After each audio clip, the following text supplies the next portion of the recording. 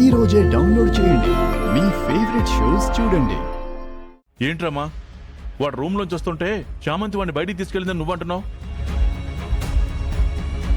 రోజా ఏకంగా చామంతిని బయట దింపి ప్రేమ్ బయటే ఉన్నాడు రండి చూపిస్తాను అంటుంది. మీ ఇద్దరికి ఏమైంది అసలు? మీలో మీరే ఏదో ఊహించుకుంటూ భ్రమలో గడిపేస్తున్నారా?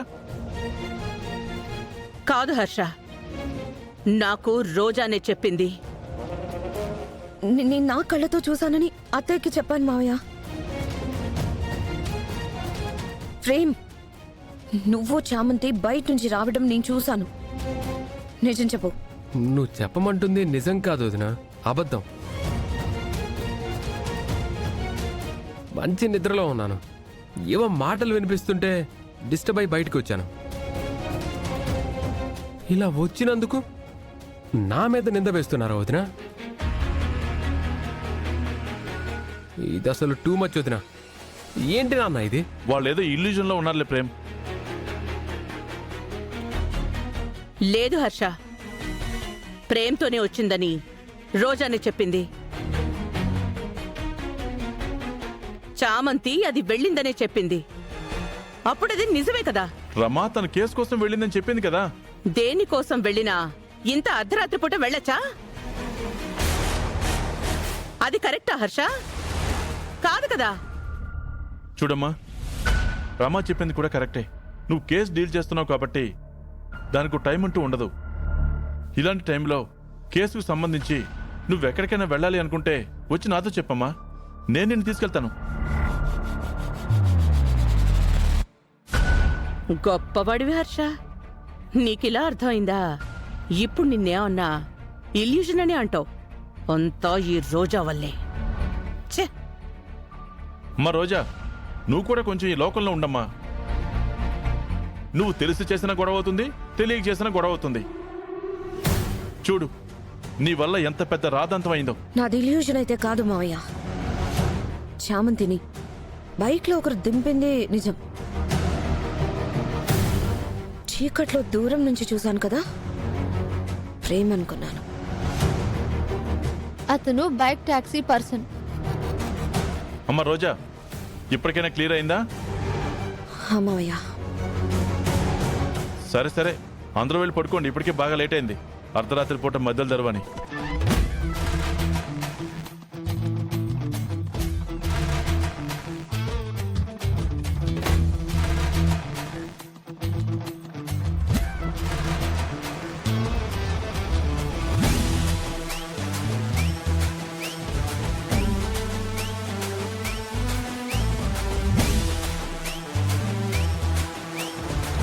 చామంతి, నేనసలు ఎంత టెన్షన్ పడ్డానో తెలుసా? కొంచెం జాగ్రత్తగా ఉండమ్మా. సరే అత్త. చాలా లేట్ అయింది, వెళ్ళి పడుకో. సరే అత్త, నువ్వు వెళ్ళి పడుకో.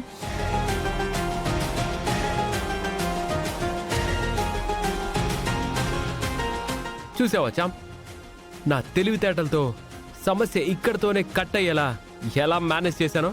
పర్లేదులే బాబు గారు, నన్ను ఇరికించలేదు, అదే సంతోషం. ఏంటి చామ్, నిన్నిరికిస్తానా? నన్ను మీరు ఇరికించి తిట్లు తినిపించేదే ఎక్కువ. అదేదో తెలియక చేసింది చామ్. తెలిసి పొడిచినా తెలియక పొడిచినా మర్డరే అంటారు బాబు గారు. ఏంటి, దీన్ని మర్డర్ దాకా తీసుకెళ్ళావా? ఎందుకు చామ్ ఇలా మాట్లాడుతున్నావు? మీరు ఇంకేం మాట్లాడకుండా వెళ్తారని. అంటే ఎంత చేసినా తిట్లే తిడతావు గాని ఒక్క స్మైల్ అన్నా ఇస్తావా చామ్? ఎందుకు ఇవ్వాలి బాబు గారు? నేనేమైనా నాతో తోడు రమ్మని మిమ్మల్ని అడిగానా? బైక్ టాక్సీ డ్రైవర్గా వచ్చి నన్ను తీసుకువెళ్ళమని నేను మీతో చెప్పానా?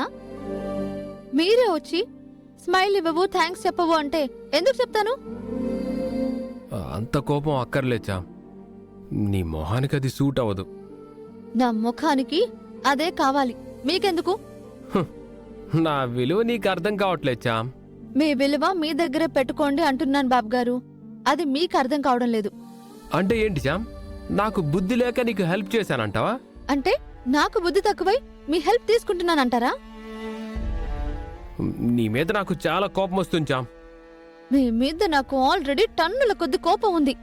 ఎవరికైనా కావాలేమో వెళ్ళి సేల్ చేసుకో. సరే చేసుకుంటాను, మీ పని మీరు చూసుకోండి. ఆ, చూసుకుంటాం. ఇక్కడే ఉంటావా? వెళ్ళండి. నేను మాత్రం ఇక్కడే ఉంటానా ఏంటి? నేను వెళ్తాను. ఛ! ఇద్దరు టామ్ అండ్ జెర్రీలా కొట్టుకుంటుంటే చాలా చూడముచ్చటగా ఉంది. ఈ కొట్లాటలోనే వీళ్ళిద్దరి మధ్య నలిగిపోతున్న ప్రేమ తిరిగి ప్రాణం పోసుకుంటుందేమో చూద్దాం.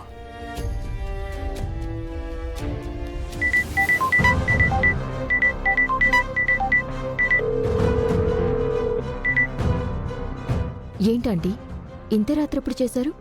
ఆ చామంతి ఇంతకు ముందే ఎక్కడికో వెళ్ళి ఇంటికి తిరిగొచ్చింది. ఈ టైంలో ఎక్కడికి వెళ్ళిందంటారు? ముందుగా నేనెంత నిలదీసినా అది చెప్పలేదు నిషా. మీ అంకుల్ వచ్చి అడిగితేనే అది వాదిస్తున్న కేసు తాలూకా సాక్ష్యాల కోసం వెళ్ళాను అని చెప్పింది. ఎవిడెన్స్ దానికి దొరికాయంట అంటే? అది చెప్పలేదు నిషా. బట్ సాక్ష్యాలు దొరకలేదని చెప్పలేదు. సో దానికేదో ప్రూఫ్ దొరికినట్టే అనిపిస్తోంది. ఎట్టి పరిస్థితుల్లోనూ అది కేస్ గెలవకూడదు నిషా. ఓకే ఆంటీ, నేను చూసుకుంటాను. సరే నిషా.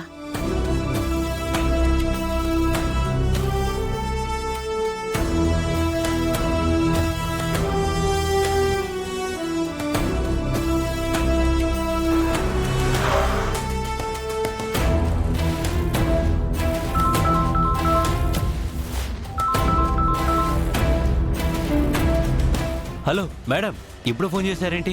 Any problem? అది నువ్వే చెప్పాలి విజయ్. విన్నాక ప్రాబ్లమో కాదో నేను చెప్తాను. ఇప్పుడేమైనా నువ్వు బయటికెళ్ళావా? అది నసక్కు లాయర్ దగ్గర నిజమే చెప్పాలి, లేదంటే నిన్ను కాపాడలేను విజయ్. చెప్తాను మేడం. నా లవర్ ఐశ్వర్యాన్ని కలవడానికి రెస్టారెంట్కి వెళ్ళొస్తున్నాను. ఏ ఫూల్! నీకసలు సెన్స్ ఉందా? కేసు నడుస్తున్నప్పుడు ఎవరిని కలవకూడదని తెలీదా? ఆ చామంతి ఆ రెస్టారెంట్కి వచ్చింది. అక్కడ తను ఏదో చేసింది. లేదు మేడం, ఆ రెస్టారెంట్లో ఆ లాయర్ నాకు కనపడలేదు. అవును మరి, నీ కనపడేలాగా వస్తారా? అసలేం మాట్లాడుతున్నావు? ఎంత కేర్ఫుల్గా ఉండమని చెప్పాను. ఇంత కేర్లెస్గా ఉంటావనుకోలేదు. నీ నుంచి ఆ చామంతి ఏదో ఎవిడెన్స్ సంపాదించింది. సారీ మేడం, ఇలా జరుగుతుందని నేను ఎక్స్పెక్ట్ చేయలేదు. ఇప్పుడేం చేయాలి మేడం? వెయిట్ చెయ్యి. దాని దగ్గర ఎవిడెన్స్ ఉందో లేదో నాకు తెలియదు కదా. ఏం చేయాలో నాకు తెలియట్లేదు. ఈ క్షణం నుంచైనా ఎక్కడికి వెళ్ళకు. అలాగే మేడం.